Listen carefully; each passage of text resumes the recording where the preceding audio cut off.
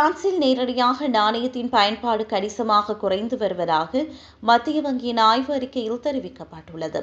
வங்கி ஒப்பீட்டு வலைதளம் வெளியிட்ட புதிய ஆய்விற்கமைய பிரெஞ்சு மக்களில் கிட்டத்தட்ட பாதி பேர் மாதத்திற்கு ஒருமுறை மட்டுமே ஏடிஎம்களிலிருந்து பணம் எடுக்கின்றனர்.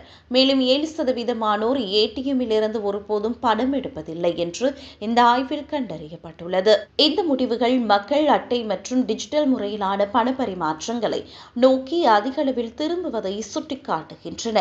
சிறிய கடைகள், சந்தைகள் மற்றும் உணவகங்களில் டிப்ஸ் கொடுக்கும் போது மட்டுமே கணிசமான மக்கள் பணத்தை செலவு செய்கின்றனர். பிரான்சில் மத்திய வங்கியின் புள்ளி விவரங்களும் பணத்தின் பயன்பாட்டின் சரிவை காட்டுகின்றன.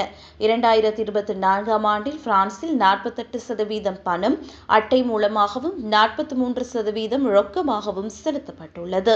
இது முதன்முறையாக அட்டை மூலமான பரிமாற்றங்களின் எண்ணிக்கை ரொக்க பரிமாற்றங்களை விட அதிகமாக இருப்பதை உறுதிப்படுத்துகிறது. 2016ஆம் ஆண்டு 68% இருந்த ரொக்க பரிமாற்றங்கள் 2024ஆம் ஆண்டு 43% குறைந்துள்ளது. டிஜிட்டல் நிதி சேவைகளின் ஆதிக்கம் அதிகரித்து வருகிறது. 76% பிரெஞ்சு மக்கள் இப்போது உடனடி ஆன்லைன் பரிமாற்றங்களை பயன்படுத்துகின்றனர்.